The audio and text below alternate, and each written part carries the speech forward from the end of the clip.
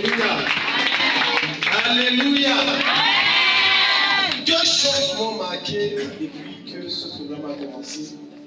Première chose, j'ai remarqué que quand vous louez, les gens s'arrêtent et ils dansent.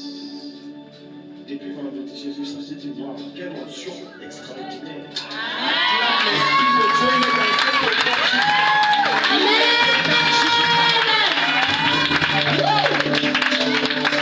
Alléluia. Deuxième chose que j'ai remarqué, je me suis rendu compte que la main de Dieu est sur vous.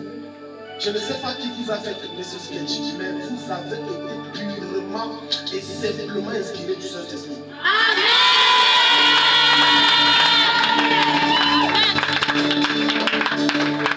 C'était plein de vie, plein de révélations, plein les choses. Si tu as compris, tu as compris. Amen. Dans cette histoire, tout le monde a péché. Yes. C'est pour ça que j'ai béni Dieu. Non, acclamez pour les femmes. Donc,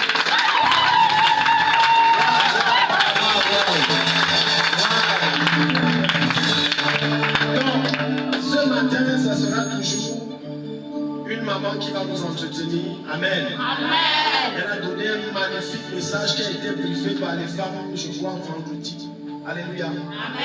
Et j'aimerais que, s'il te plaît, honore la grâce de Dieu sur sa vie. Si tu es assis, mets-toi debout, je t'en supplie. Mets-toi debout, honore la grâce de Dieu sur sa vie.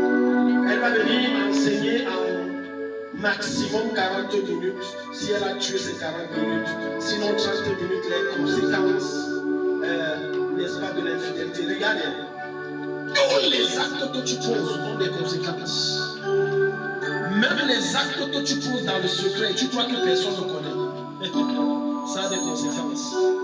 La plupart du temps, les choses qui nous arrivent, et on accuse Satan, et on accuse d'autres personnes, ce sont les actes que tu crois que personne n'a vu.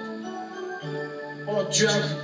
Ce sont les murmures que tu as fait, les conspirations que tu as fait. Dieu a vu. Et tu subis les conséquences. Dieu va nous entretenir pendant ces moments. Et mon cœur, je dis.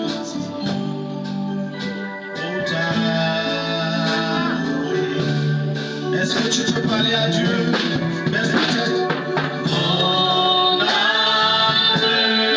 soupira après toi et mon esprit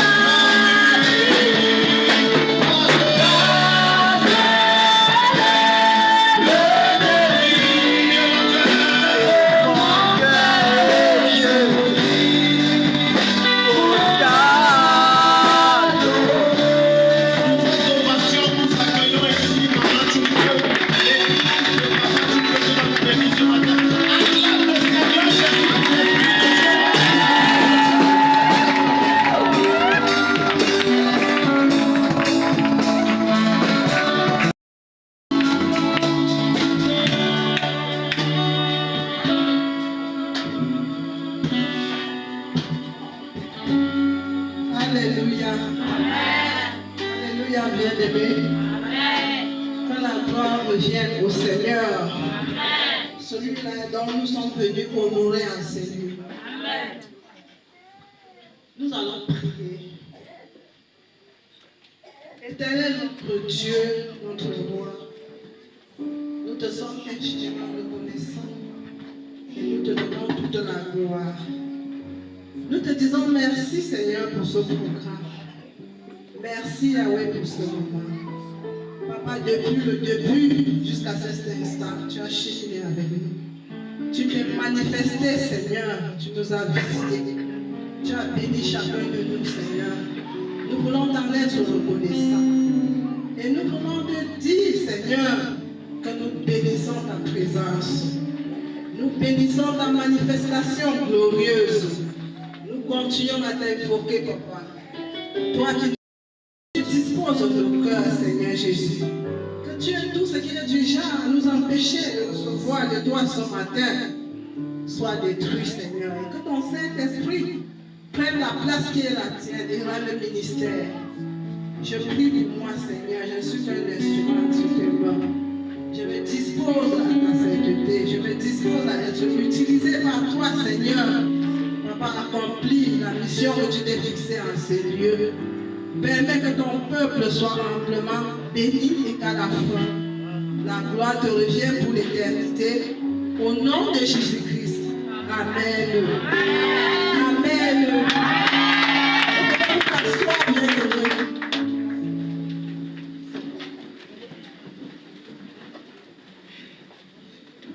Je rends grâce au Seigneur qui a bien voulu que ce programme se tienne.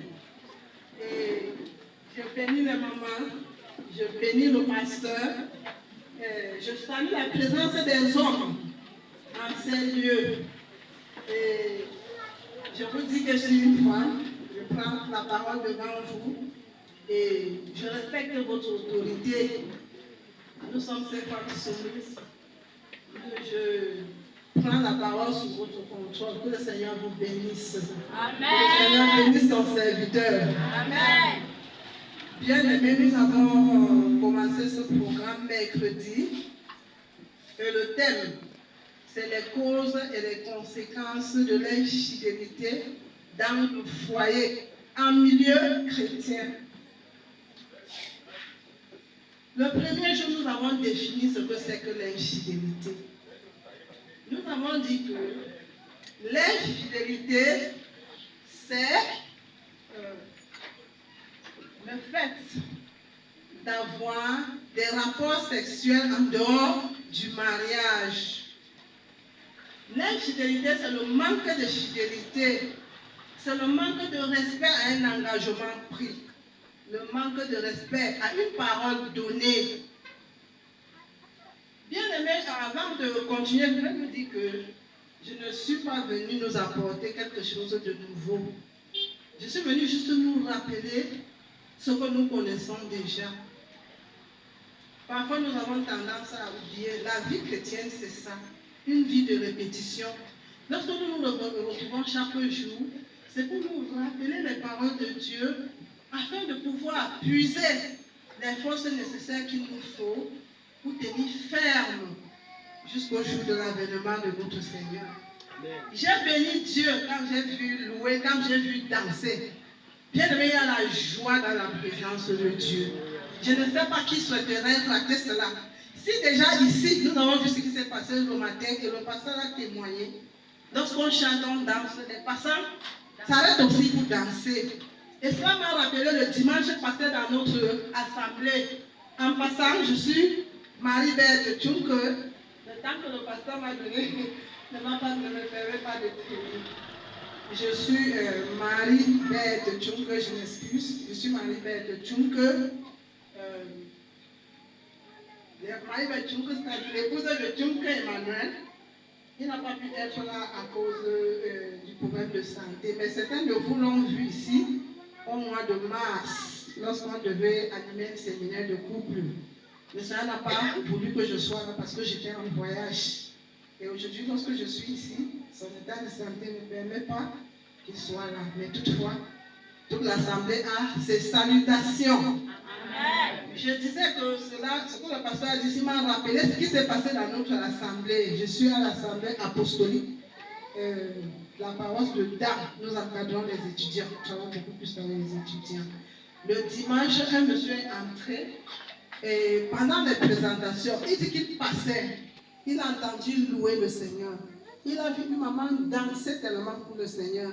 Cela l'a marqué. Il est entré aussi danser. Et à un moment, il est sorti sa main tannée. Ne méprisons pas tout ce que nous faisons pour le Seigneur bien-aimé. Nous allons prendre un texte. Le texte a déjà été lu ici, mais ça ne fait pas mal de le relire. Nous allons lire dans Éphésiens 6, le verset 22, qui s'adresse aux femmes, et Éphésiens 6, verset 25, qui s'adresse aux hommes. Si un lecteur peut nous lire ces deux passages avant que nous continuions, s'il vous plaît. Éphésiens 6, 22. Quelqu'un à la page?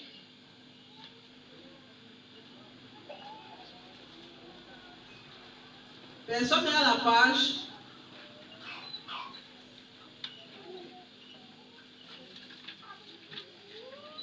Éphésiens 6.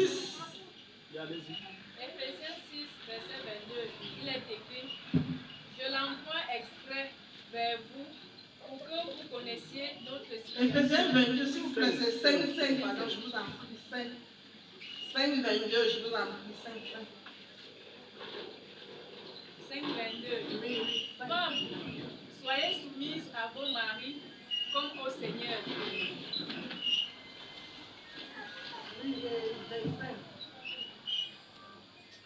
Marie, aimez vos femmes comme Christ a aimé l'Église et s'est livré lui-même pour elle.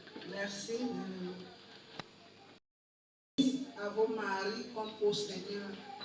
Marie, aimez vos femmes comme Christ a aimé l'Église et s'est lui-même et s'est livré lui-même pour elle. Ce sont les recommandations que le Seigneur nous donne en tant que femme au foyer, en tant qu'homme, en tant que mari dans le foyer. Bien-aimés, rappelons-nous des engagements que deux conjoints se donnent le jour de leur union. Ils se disent tellement de belles choses que chacun de nous peut répéter, même jusqu'aux petits-enfants. Parfois, à la maison, ils font un peu le scénario, n'est-ce pas? Ils reproduisent ce qu'ils voient à l'église. Il y a l'homme, il y a la femme, et puis ils essaient de répéter. Les conjoints se disent tellement des choses. Je te promets de t'aimer, de te chérir, de tout. Parfois, on oublie quand l'adoration revient à Dieu. On dit tout ce qui se passe par la tête. Et pour conclure, on dit de te demeurer fidèle jusqu'à ce que la mort nous sépare. Pourquoi ceux-là qui, à un moment précis, un moment solennel, un moment important de leur vie, se sont fait cette promesse, chemin faisant, ils se trouvent en train de trahir cette promesse qu'ils se sont faite, au point de devenir des infidèles, au point de devenir infidèles l'un envers l'autre. Qu'est-ce qui peut expliquer cela, bien aimé? C'est quand même curieux. Les causes de l'infidélité, je vais les survoler, elles sont nombreuses. Et je voudrais nous rappeler ici que l'infidélité ne commence pas juste avant, juste après le mariage. Il y a les causes lointaines quand on est jeune. Quand on est jeune, bien aimé, on doit veiller sur soi. On doit veiller sur ce qu'on fait, ce qu'on dit, sa compagnie, les milieux qu'on fréquente. On doit veiller dessus. Parce que ce qu'on fait aujourd'hui, le mal qu'on fait aujourd'hui avec négligence, cela nous suit le lendemain. Parfois, on est victime des choses qu'on ne comprend même pas. On est victime des choses qu'on ne connaît même pas. On se demande, mais comment ai-je fait pour me retrouver dans cette situation? Mais si on s'examine bien, on verra qu'on est soi-même la cause de ce qu'on endure. Jeune que vous êtes, vous devez veiller, bien aimé, sur les milieux que vous fréquentez. La Bible nous dit que les mauvaises compagnies corrompent les bonnes mœurs. Si tu avais une amie, tu vois que votre conversation n'est que sur le sexe, il faut faire très attention. Il faudra commencer à éviter cette amie-là. Parce que, à force d'aller avec cette amie, il il finira par te conduire là où tu ne maîtrises pas. Ça ne peut pas être là. Plus tard, comme je le disais, ces choses peuvent nous suivre. Donc le milieu que nous fréquentons, ça peut avoir les conséquences plus tard dans notre foyer. Les conditions de vie. Parfois les enfants vivent dans des conditions difficiles. Ils sont dans le manque au point où, pour pouvoir survivre, ils sont obligés d'aller se lancer à une vie qui ne leur est pas propre. Ils sont obligés d'aller chercher d'eux-mêmes les moyens pour pouvoir survivre. Ils se laissent emporter par le premier venu. Et cette vie dans la jeunesse, lorsqu'ils entrent dans le foyer, cela a tendance à les suivre, cela a tendance à les nuire. Ils se retrouvent dans l'infidélité sans même savoir comment. Il y a l'éducation bien-aimée. Quelle éducation en tant que parents donnons-nous à nos enfants? Ce que nous faisons parle plus que ce que nous disons. Il y a des papas irresponsables, des mamans irresponsables dans l'église. Devant ton enfant, tu t'adresses à ton époux n'importe comment. Tu le traites n'importe comment. Tu te comportes n'importe comment. Tu fais du n'importe quoi. Le père et la mère disparaissent sans adresse. Ils disparaissent pour combien de jours, on ne sait pas. Ce petit enfant qui observe, qu'est-ce que cela laisse en cet enfant? Bien aimé, cet enfant pourra. C'est comme des liens que tu es en train de bâtir.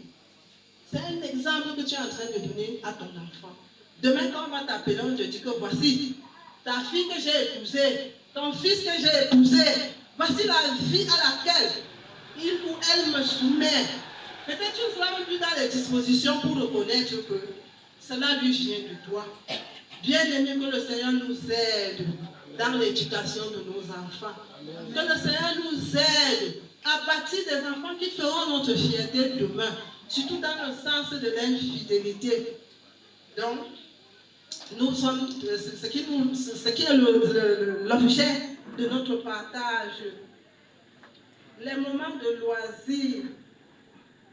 Je dirais que ce que nous écoutons, ce que nous voyons, ce que nous faisons, ce avec qui nous marchons, bien aimé, cela affecte notre vie. Parfois, le manque de préparation, les gens aspirent au mariage, mais ils ne se préparent pas à cela. Regardons nos athlètes, lorsqu'ils vont livrer un match, lorsqu'ils vont aller à une compétition, qu'est-ce qu'ils font avant la compétition? S'ils se couchent, dorment, mangent du n'importe quoi, boivent n'importe quoi, font du n'importe quoi, ce qui est sûr, l'échec sera leur portion. Pour qu'ils puissent remporter la victoire, ils se préparent pendant des jours, ils s'abstiennent, ils ne mangent pas du n'importe quoi, ils ne boivent pas n'importe quoi. Donc nos jeunes, nos enfants, je crois que vous aspirez tous au mariage. Le mariage se prépare, ce n'est pas un jeu, ce n'est pas l'affaire des enfants. Si tu sais que tu souhaites te marier demain, pour que tu ne sois pas victime de ce que nous décrions là aujourd'hui, commence à te préparer. Comporte-toi bien. Développe en toi les attitudes d'une jeune fille, d'un jeune garçon qui se prépare au mariage et qui demain fera le bonheur de son conjoint bien-aimé. Nous avons aussi des causes de l'infidélité dans le couple pour ceux qui sont déjà mariés. La parole de Dieu nous demande à la femme d'être soumise à son mari et au mari d'aimer sa femme. Bien-aimé, lorsqu'on n'est pas soumis, ça crée des situations que nous ne pouvons pas gérer. Si la femme est soumise et bien aimée, elle ne sera pas prédisposée à prendre mal peut-être certaines attitudes, certaines réactions de son époux. Pour ceux qui sont déjà mariés, il y a l'insatisfaction sexuelle aussi, il y a l'insatisfaction conjugale, il y a le détachement affectif. On sent l'amour qu'on avait l'un pour l'autre être diminué. L'amour diminue du jour au lendemain. On ne sent pas, l'homme ne manifeste pas cet amour envers sa femme. L'homme ne voit pas la femme lui être soumise. Elle a parfois tendance à se comporter comme si elle était le rival de son mari. Bien aimé, lorsqu'on est marié, Le sexe a sa place et ce n'est pas une honte, ce n'est pas un péché. De même que lorsqu'on a fini de manger un plat, on peut donner son point de vue par rapport au plat qu'on vient de manger, dans le but que la prochaine fois, son conjoint puisse connaître ce qu'elle doit améliorer dans son plat. C'est la même chose pour le sexe. C'est Dieu qui l'a voulu ainsi, ce n'est pas un péché. Ce n'est pas bon d'être frustré et gardé. Ou alors quand l'un est frustré et veut parler avec son conjoint ne peut pas l'écouter. Parfois on a tendance à croire que parler du sexe c'est de la pornographie. C'est un sujet tabou. Pourtant on le vit et on endure. On joue à l'hypocrisie dans l'église. L'église est le milieu où il y a beaucoup plus d'hypocrites. Parce que quand le monde veut faire sa chose, il le fait ouvertement et il le fait bien. Pourquoi est-ce qu'en tant qu'enfant de Dieu, nous ne pouvons pas bien faire ce à quoi le Seigneur nous appelle? Si je suis mariée, je dois veiller que mon époux se sente à l'aise. Je dois veiller que mon épouse se sente à l'aise. Pourquoi ne même pas lui poser des questions par moment? Pourquoi tu n'es pas après un rapport lui demander, ma chérie, comment est-ce que tu t'es sentie? Est-ce que j'ai atteint? Tu me donnes combien? Pourquoi?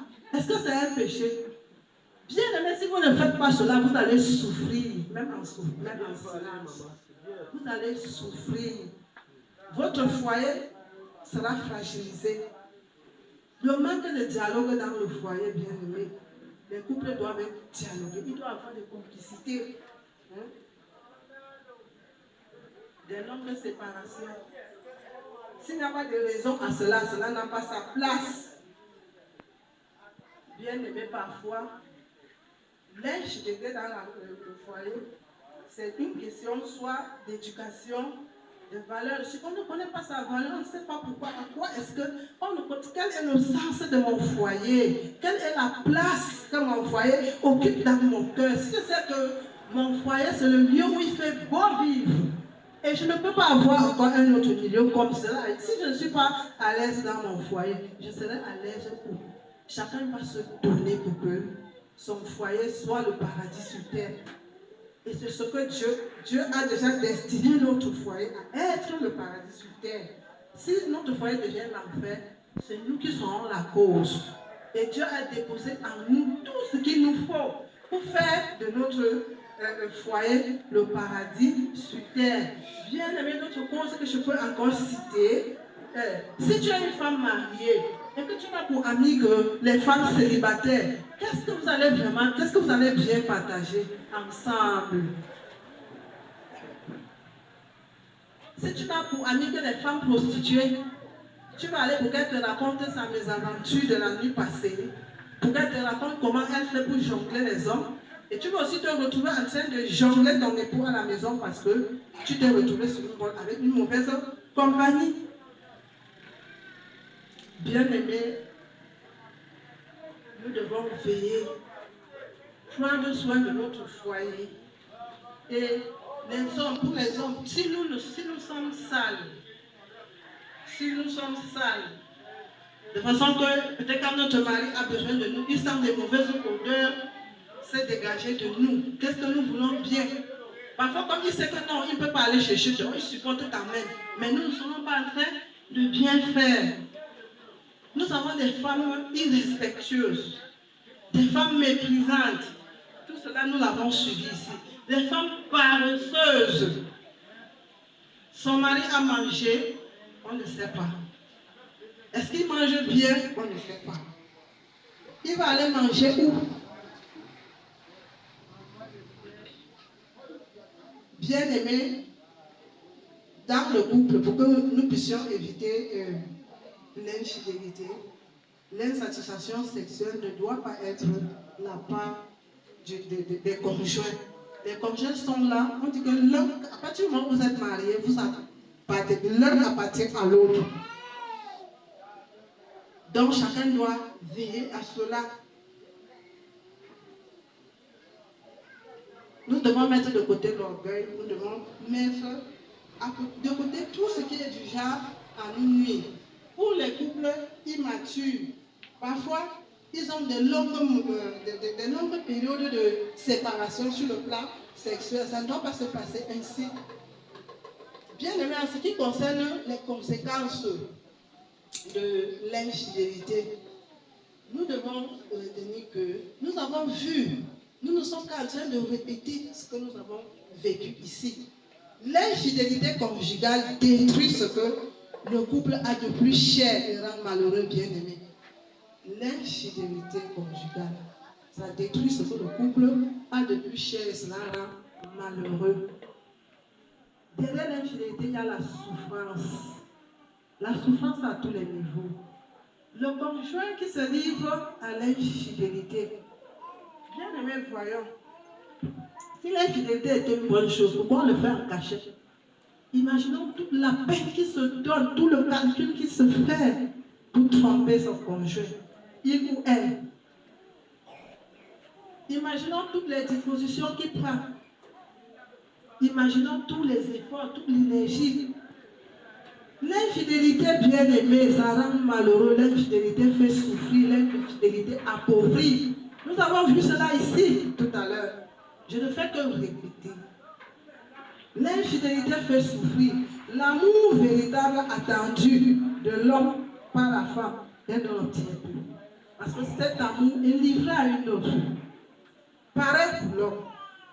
La femme n'est plus à mesure de livrer à son mari cet amour véritable dont il a besoin. Tout ce qu'elle fait, c'est la forme, c'est juste la soumission attendue de la femme n'existe plus.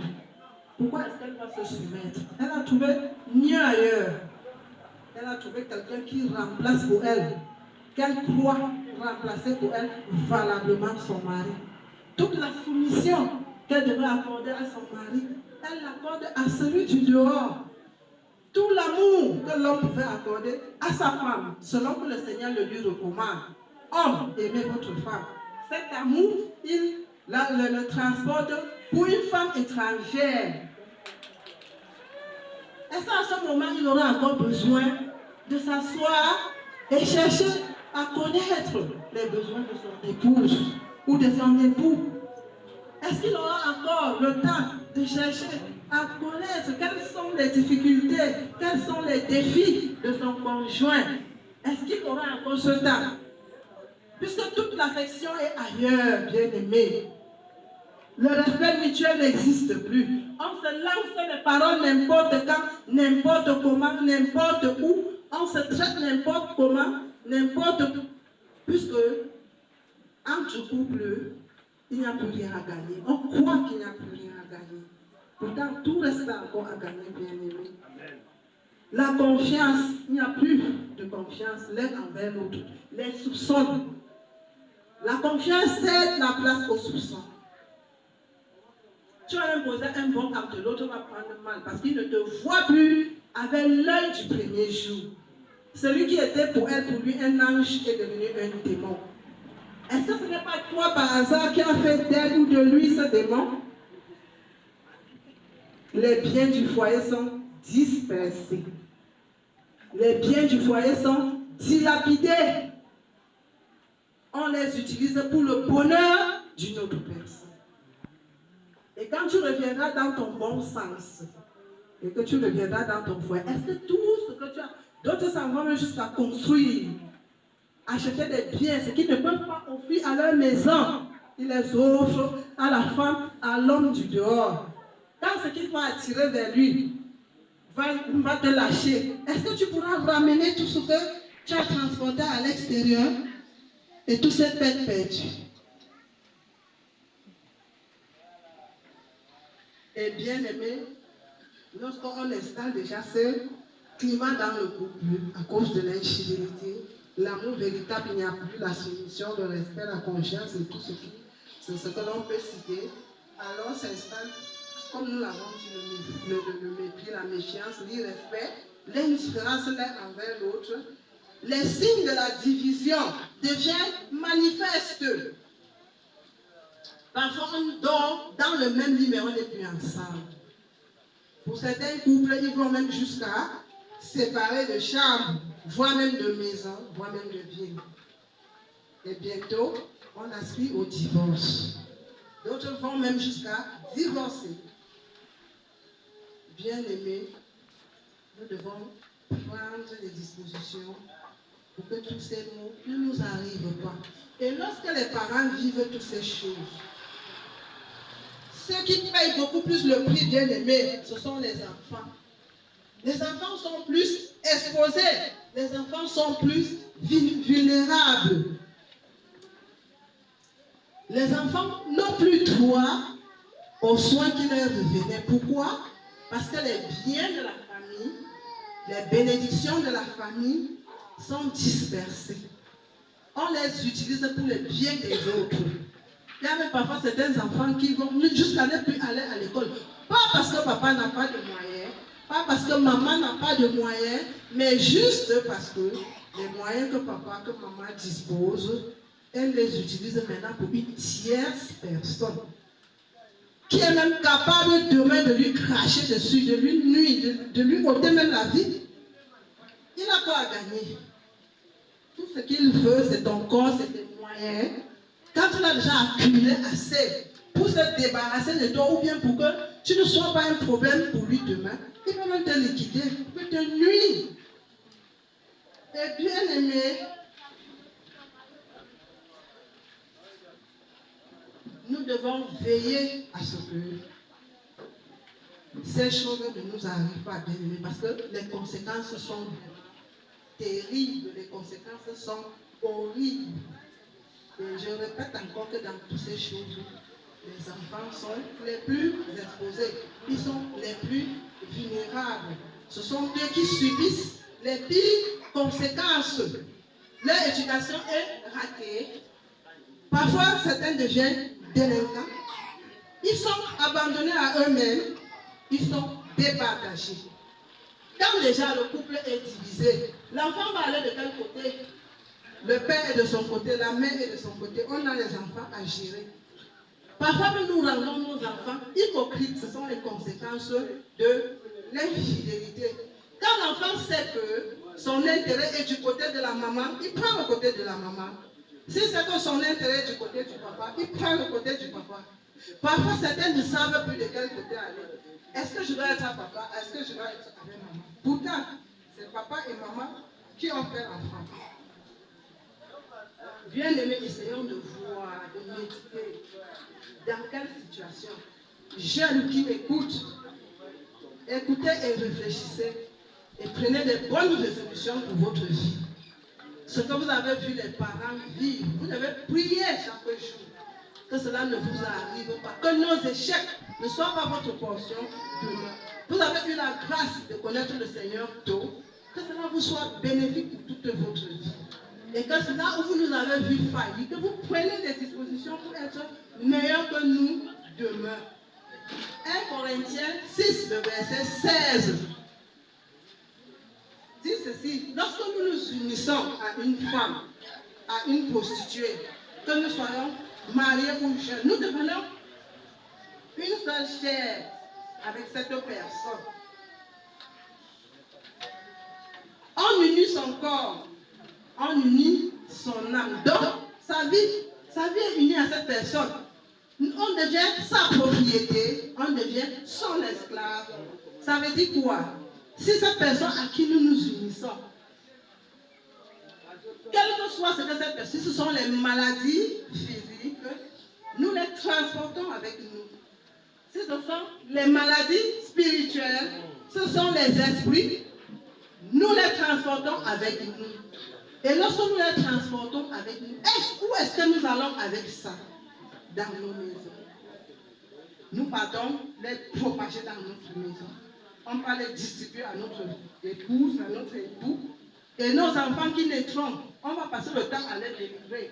On va dire que cet enfant, pourtant, l'innocent souffre des conséquences de notre mauvaise conduite. L'adultère, mes bien-aimés, c'est vraiment un danger. C'est un danger d'avoir des relations hors mariage. Les conséquences, comme je le disais, sont juste terribles. Quand tu le fais, tu te lis à quel que soit ce que la personne est, tu t'es déjà lié à la personne. Si peut-être, et lorsque tu te lis à lui, tu lui donnes, tu lui donnes le pouvoir. Tu donnes le pouvoir à cette personne sur ta vie. Cette personne peut influencer ta vie parce que vous devenez une seule chair. Vous formez une seule chair. Tu lui donnes le pouvoir sur ta vie. Même à distance, il peut te manipuler. À distance, il peut te contrôler. Pourquoi? Parce que tu lui as donné de pénétrer ta vie en profondeur, bien-aimé. Tu entraves toi-même. Tu t'entraves toi-même. Tu t'empêches toi-même de fonctionner à ton maximum. Tu t'empêches toi-même d'accomplir ta destinée, de manifester la gloire que Dieu a cachée en toi. Chacun a en lui, bien-aimé, une gloire cachée par Dieu et Dieu voudrait que cette gloire soit manifeste. Et lorsque tu portes cette gloire pour aller pécher, bien-aimé, tu fistes le Saint-Esprit, la présence de Dieu se retire et cette gloire ne se manifestera jamais. Pourquoi? Parce que Dieu ne traite pas avec les pécheurs, bien-aimés. La gloire que le Seigneur doit déposer en nous doit exploser. Elle doit se manifester. Est-ce que tu dois vouloir porter cette gloire pour aller livrer à une intruse, à une femme étrangère à l'extérieur, alors que ce que tu vas chercher dehors, tu as tout ça et en gros même dans ta maison, dans ton foyer. Femme, est-ce que tu voudrais souffrir des conséquences de tes actes demain? Est-ce que tu voudrais que tes enfants, est-ce que tu voudrais que ton époux souffre des conséquences de tes actes? Bien-aimés, nous devons faire très attention et que le Seigneur nous aide. Proverbe 5, du verset 1 à 9. Le Seigneur met en garde les hommes contre la femme étrangère. Éloigne-toi de cette femme. Éloigne-toi d'elle. Éloigne-toi de la porte de sa chambre. Le Seigneur demande de ne pas l'approcher parce que lorsque tu t'approches, vous allez lire à la maison, bien-aimé. Prenez Proverbe 5, verset 1 à 9. Éloigne-toi du chemin qui conduit chez elle. Ne t'approche pas de la porte de sa maison, de peur que tu ne livres ta vigueur à d'autres et tes années à un homme cruel. Que tu ne livres ta vigueur à d'autres et ta vigueur à un homme cruel. Dieu interpelle les hommes à s'éloigner de l'adultère. Pourquoi? De peur que tes années et ta vigueur ne deviennent la propriété d'un homme cruel. Quand on parle de la cruauté, un homme cruel, c'est un homme comment? Nous comprenons. Il te nuit en vie, il n'a pas de pitié. Là, quand on dit qu'un homme est cruel, nous essayons de comprendre, n'est-ce pas? Tu livres ta vigueur. Ta vigueur, c'est quoi? Ton éclat, ta dignité, ta gloire, la gloire que Dieu a placée en toi. En approchant la femme étrangère, tu lui livres tout cela. Ce que tu livres, ce que tu as de précieux, il vole et fait de toi un homme vulnérable. Bon pour la poubelle. Bien-aimé, regardez la canne à sucre. Quand on achète la canne, on suce et le truc, on jette dans la poubelle. Quand tu te livres à la femme étrangère, elle suce tout ce qu'il y a de précieux sur toi et tu deviens un déchet qu'on jette. Bon à rien. Il y a toujours des échanges lors des rapports sexuels. Échanges de tout, les maladies, les possessions, les malédictions, les esprits et autres. Et je dirais que tout cela, tu les transformes et tu les déverses dans ta maison. Bien aimé, nous connaissons tous l'histoire de David. David était un homme selon le cœur de Dieu. Et nous savons ce qui a causé la chute de David. David est allé vers la femme d'Uri. Il a commis l'adultère. Et cet adultère a causé une douleur importante et le brisement dans sa vie, dans la vie de sa famille et même de son royaume. L'enfant qui était issu de cet adultère est mort. Il a tué le mari d'autrui pour cacher son péché. Quand nous avons déjà commis un péché, cela peut nous... C'est comme une chaîne, ça pousse les rejetons. ça pousse des rejetons et ça nous amène à faire ce que nous ne pouvons pas croire. Nous avons vu Samson qui, à cause de ce qu'elle s'est attachée à une femme étrangère, elle a livré le secret. Elle a livré le secret à Dalila et les ennemis du peuple d'Israël. Elle s'est attachée, Samson s'est attaché à Dalila. Elle a livré, et Dalila l'a livré, le peuple, il a livré le secret du peuple d'Israël à Dalila. Et c'est ainsi que la gloire de Samson et sa vigueur ont été détruites. La femme n'usait pas de ruse. Elle usait de ruse envers Samson pour obtenir le secret. Samson croyait que la femme l'aimait. Bien aimé, c'est ainsi lorsque nous nous attachons à la femme étrangère, au mari étranger, tout son effort, c'est pour soustraire, c'est pour sucer ce qu'il y a de précieux en nous. Et nous avons vu les conséquences. Nous devons veiller. L'adultère est un péché insensé et destructeur qui cause à la personne des dommages spirituels et physiques. Cela n'apporte pas seulement la honte et le déshonneur sur soi-même, mais cela blesse également son conjoint, ses enfants et d'autres membres de la famille, voire même la société. Un homme ou une femme qui souffre de l'infidélité dans sa maison, lorsqu'il sort pour aller au travail même, qu'est-ce que vous attendez de qu'est-ce que vous attendez à quoi d'un tel homme ou d'une telle femme? Bien aimé, la société souffre à cause de ce que dans nos foyers, nous n'avons pas la paix. Quand quelqu'un sort le matin avec la colère, quand il sort, n'étant pas rassuré, bien aimé, et lorsqu'il s'en va causer, quand il sort, attendons-nous à ce qu'il puisse. S'il ne sait pas se maîtriser, il peut causer des dégâts à l'extérieur. Et ce sera à cause de ce que, soit nous femmes, soit nous maris, nous n'avons pas su mettre notre conjoint dans les conditions telles que, lorsqu'il va sortir, qu'il soit une bénédiction pour quiconque. Bien-aimés, nous sommes interpellés à cela.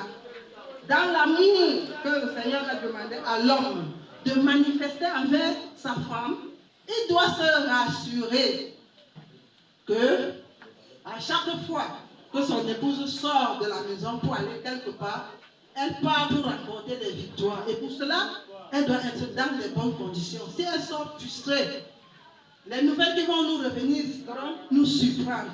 Pareil pour les mamans. Comment se remettre après un aveu d'infidélité? Bien aimé, on peut aimer plusieurs personnes. On ne peut aimer plusieurs personnes avec la même intensité. L'amour se construit au long. L'amour se construit pendant longtemps. Ça se construit au fil du temps. Dieu même nous dit que nous ne pouvons pas servir Dieu mettre à la fois. Soit nous allons aimer un et haïr l'autre. Bien aimé, notre Dieu nous a donné un seul cœur. Si nous avons notre conjoint à la maison et nous croyons que nous pouvons encore utiliser ce cœur pour aimer quelqu'un d'autre à l'extérieur, cela ne pourra pas marcher. Donc, notre cœur est fait pour aimer celle que Dieu a placée à nos côtés. À chaque fois que nous chercherons à greffer une autre, nous aurons des problèmes et nous allons subir des conséquences. L'amour se construit au fil du temps, bien aimé. Avant que deux personnes viennent se placer pour dire que nous voulons nous marier, il y a eu des choses qui se sont passées entre elles. Ils ont eu à bâtir des relations. Ils ont eu à bâtir une intimité. Et cette intimité parfois évolue. Et lorsque cela arrive à un niveau, ils veulent concrétiser cela par le lien du mariage. En cas d'infidélité, c'est cet amour qui a été bâti pendant longtemps, cet amour qui a été entretenu pendant longtemps, c'est cet amour-là qui est fragilisé, c'est cet amour-là qui est blessé, c'est cet amour-là qui est brisé, c'est ce lien qui est détruit. Ça traumatise, bien aimé, ça traumatise, car on a la sensation d'être trahi par celui qu'on a aimé, trahi par celui à qui on s'est donné entièrement. dans ce qu'on a, on s'est retrouvé, on se retrouve trahi, on se retrouve, je ne sais pas comment, déçu. On est déçu dans ce qu'on a donné, déçu dans ce qu'on a partagé, on est déçu dans ce qu'on a souhaité partager. On partage, quand on est ensemble, on partage l'amour. Et au fur et à mesure que le temps passe, on souhaite partager davantage. Et lorsqu'on est de le partager davantage, on voit que son conjoint se détache pour aller plutôt s'attacher à un autre. Ça traumatise. Parce que l'envie, c'est de continuer à partager ensemble cet amour. Ça laisse vraiment une grande blessure. Ça laisse une grande blessure et ça conduit à la perte de la confiance l'un envers l'autre. Bien aimé, je disais que on peut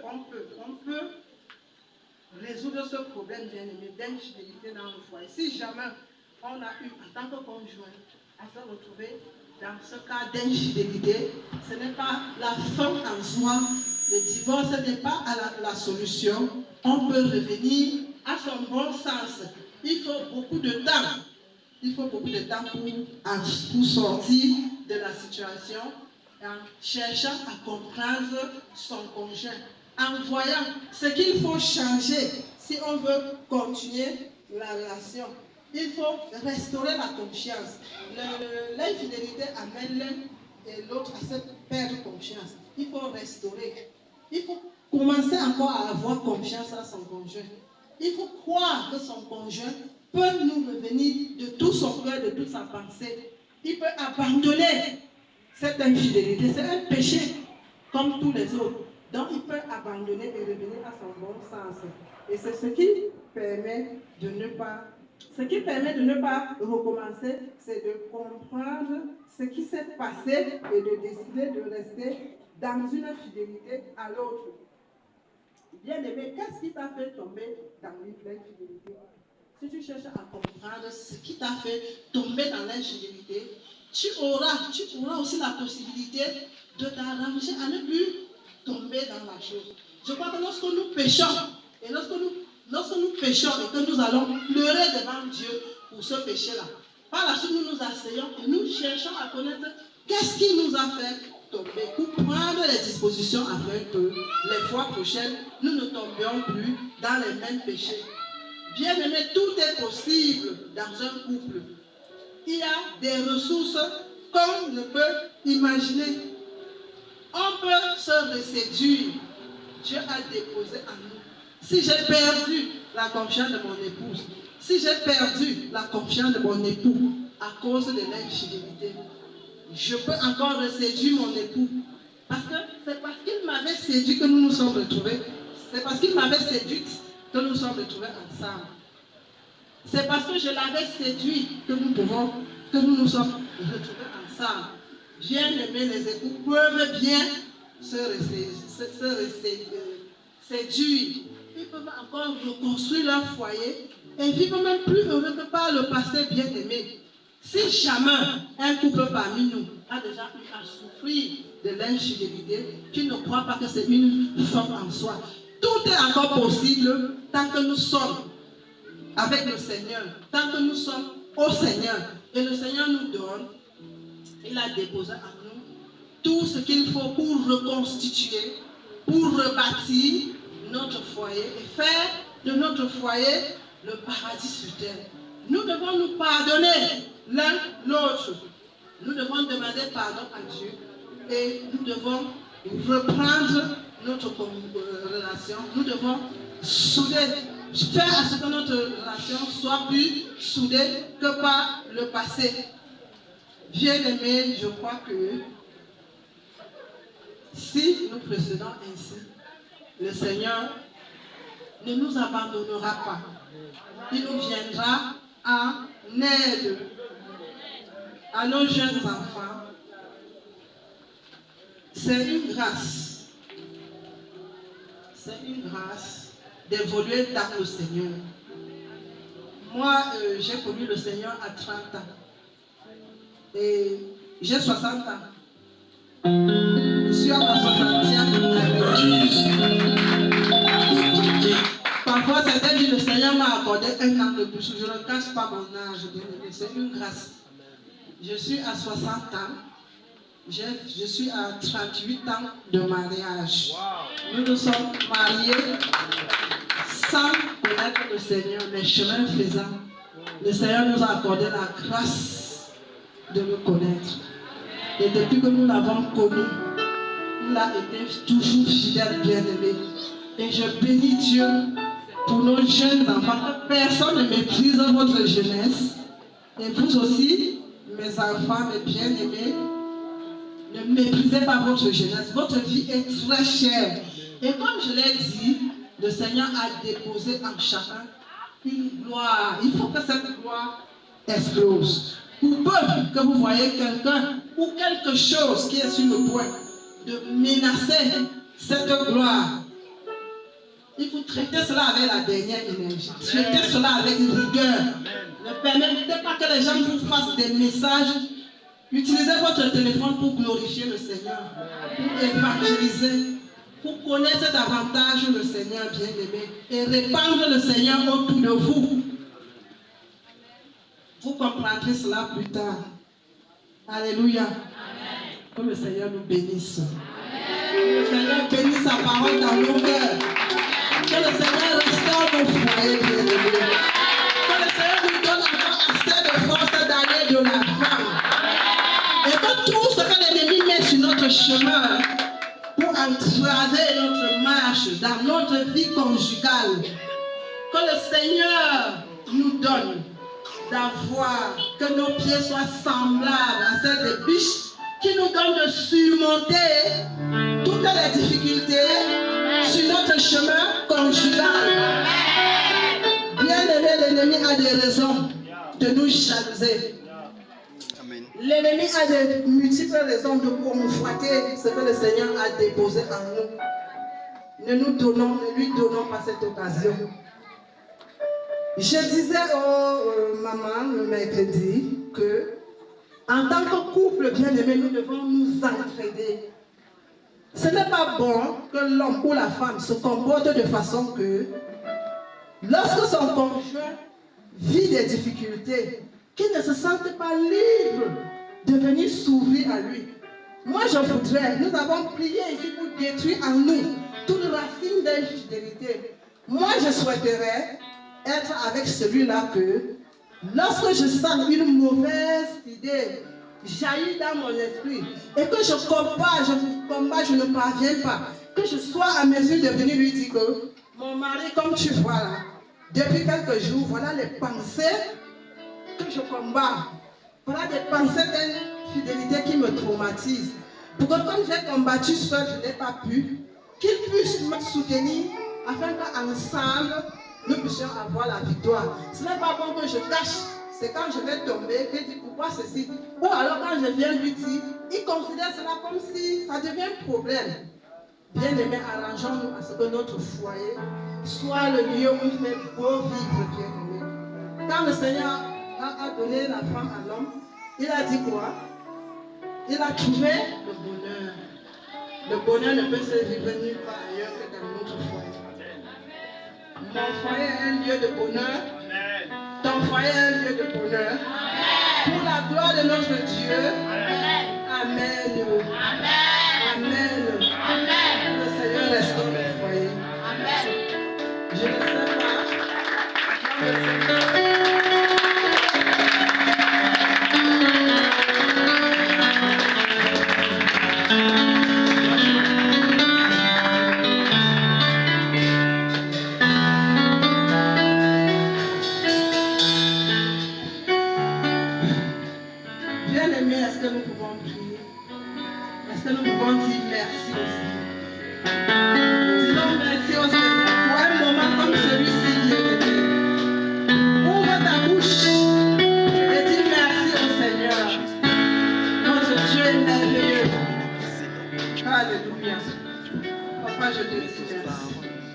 Je t'élève, je te prie, gloire Seigneur Jésus. Je bénis ton Saint-Nom. Merci Seigneur Jésus pour l'intérêt que tu as donné au foyer. Papa, si tu nous rassembles, Seigneur, pour nous parler d'un thème comme celui-ci, c'est parce que tu voudrais, mon Dieu, mon roi, Que notre foyer soit un foyer modèle, Seigneur. Et que dans nos foyers, tu vives le bonheur que tu as préparé. Sois béni, Seigneur, sois exalté, sois magnifié. Et tu vas gloire de Dieu. Au nom de Jésus. Tu vas bénir le Seigneur pour ce que tu as reçu de lui pour ton foyer. Chacun se connaît. Chacun connaît son foyer. Chacun connaît les réalités de son foyer. Mais Dieu te dit en ce matin qu'il est avec toi dans ton foyer. Il ne t'abandonne pas, il ne te délaisse pas. Il n'a jamais fait, il ne le fera jamais. Voilà à Dieu. Bénis le Seigneur pour ton foyer. Qu'est-ce que tu vis dans ton foyer? C'est le moment pour toi de rendre grâce au Seigneur. Bénis le Seigneur pour ton foyer. Oh Seigneur Dieu de grâce, papa, je te bénis Seigneur. Je te rends une multiplication de grâce. Je te dis merci pour mon foyer. Merci Seigneur pour mon enfant. Merci Dieu de grâce pour mon Dieu. Pour le climat qui règne dans mon foyer Seigneur. Merci pour mon époux. À toi la gloire Seigneur. À toi l'honneur. À toi l'élévation Seigneur pour tout ce que je ne cesse de faire. Oh Dieu dans mon foyer. Je ne cesserai d'être reconnaissant Seigneur Jésus pour ce foyer merveilleux que tu m'as donné. Je ne serai jamais d'être reconnaissant mon Dieu pour cet homme que tu as placé à mes côtés. Tu es Dieu, tu es roi Jésus. À toi la gloire, à toi l'honneur mon Dieu. Au nom de Jésus Christ. Tu dois demander pardon au Seigneur pour ta part de responsabilité dans ton foyer. Quand tu fais de cet homme que Dieu a placé à tes côtés, quand tu fais de cette femme que Dieu a placée à tes côtés, comment est-ce que tu te comportes devant ces enfants que Dieu a placés à tes côtés, ces enfants que Dieu t'a donnés par rapport à ta part de responsabilité dans ce que tu vis dans ton foyer? Nous prions, Seigneur mon Dieu, mon Père céleste.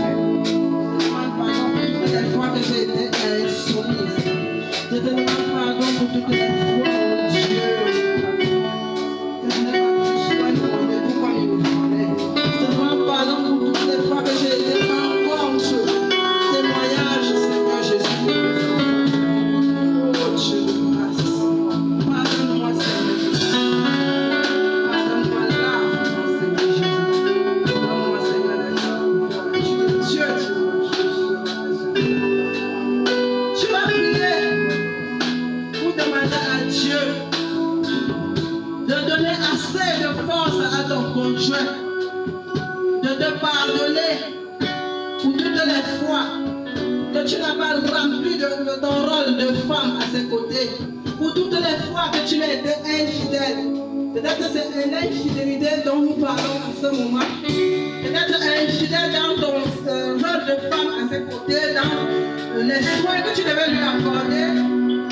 Prie que le Seigneur lui accorde la grâce de te pardonner et qu'il te donne le courage et la sagesse de te rabaisser et d'aller vers lui présenter de vive foi tes excuses, priant bien-aimé. Oh Seigneur Dieu de grâce, je prie afin que Dieu de grâce, partout où j'ai failli auprès de mon époux, je mon rôle de femme, oh Dieu, que tu lui accordes suffisamment de force pour me pardonner, Seigneur Jésus-Christ.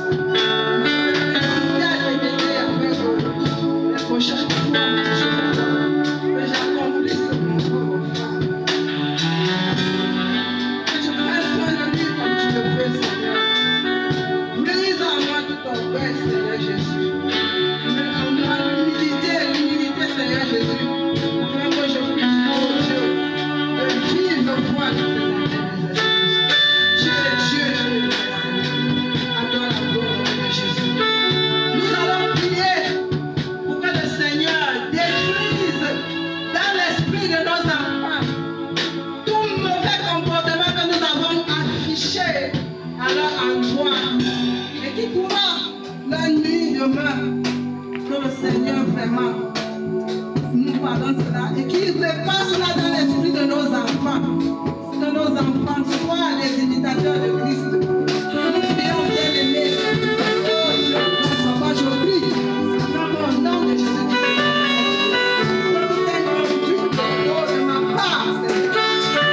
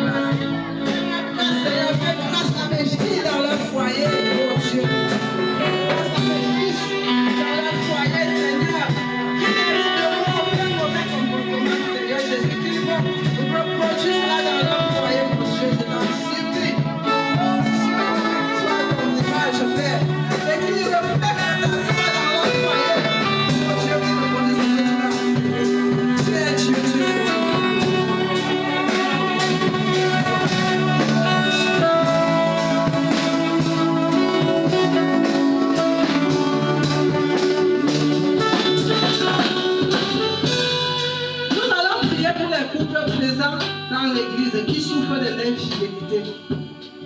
Que le Seigneur lui-même, qui est la solution à tout, qu'il vole au secours de ces couples et qu'il guérisse son église. Qu'il guérisse son église. Dieu en a besoin. Il a besoin de nous. Il a besoin des couples dans l'église pour son œuvre. Pour que par son règne Jésus, prions pour les couples qui endurent ce mal dans leur foyer. Nous prions, bien-aimés. Seigneur Dieu de grâce, je voulais élever à toi ces couples qui souffrent de l'infidélité dans l'église. Oh Dieu.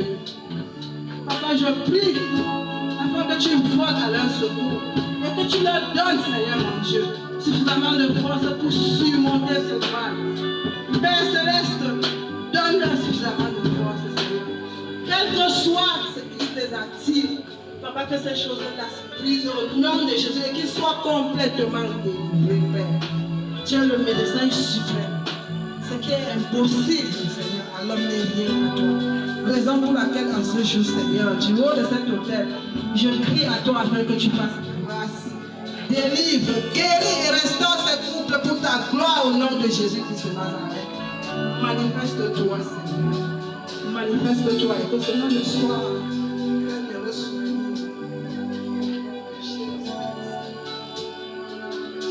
Est-ce que tu peux acclamer le Seigneur? Wow.